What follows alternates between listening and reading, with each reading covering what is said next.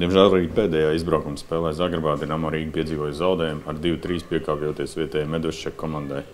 Medveščaka komandai tā bija pirmā uzvara pār mūsu hokejistiem KHL čempionātos. Līdzinējos mačos uzvaras bija cīnījuši tikai rīdzinieki. Jau no spēles sākuma Medveščaka komandas darbojās labāk, pirmā guva vārtus un visas spēles garumā arī atradās vadībā. Dinamo guva 2 vārtus, abus vārtus guva viena maiņa, Gins Meija un Māris Bičevskis. Bet ar to šoreiz izrādījās par maz, lai aizvestu no Zagrebas kaut 1 punktu. Par spēli ar saviem iespējām mums dalījās otro vārtu autors Māris Bičevskis.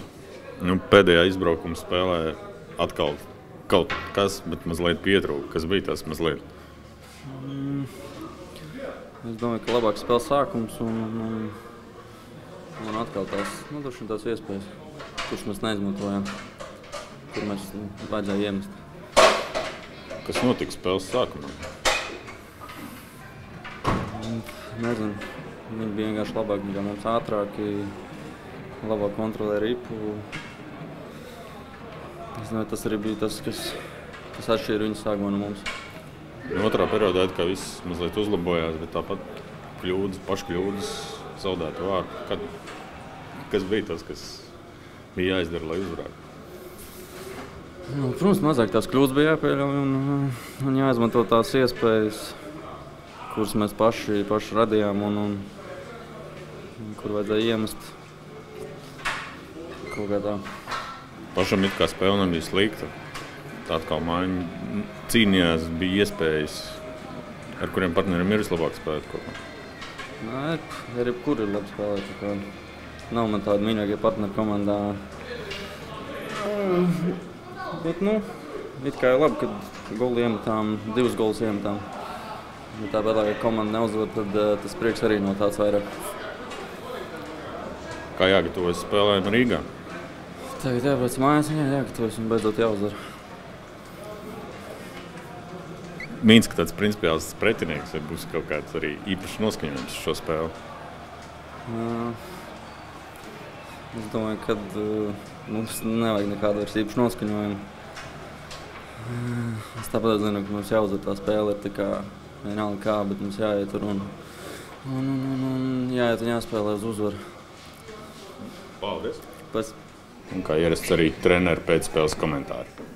They have been the tough schedule for us lately. 6 games every second day. And tonight, if you score less than allowed, you're not winning the game. But not gonna whine or complain. The scoring chances we have and didn't use. We have to work harder to score the goals. And lately, the guys in our team who is working hard, they're scoring the goals.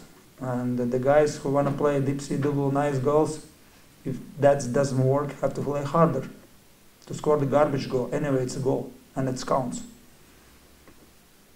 I thought the biggest quote I used with the guys today, sometimes you have to walk before you can run. I thought, we played very well in spurts. Then we reverted back to some of our old habits. Getting that power play goal in the second period was huge. I thought getting the timely kills as well was very important. We have a group right now that's still finding its ways to win, and especially with this road trip that we're going on here for these next 4 games. To win this last one at home is a big, hopefully it's something to build on for us as a group. I thought when we got the puck deep, we played the style of play that we expect. We were effective. A few times we got into turnovers, and they come with a lot of speed. We knew Riga works. We knew that going in, all the film that we watched on them. They just keep coming and coming, and you kind of have to go through that bend but not break philosophy. You're going to give up some chances. We needed Rusty to make some big saves for us at different times, and fortunately he did that for us. And like I said, we got some timely goal scoring, to give us the chance. And points are so hard to get in this league, as I'm learning very quickly. So being able to get 3 points is huge for us. Thanks.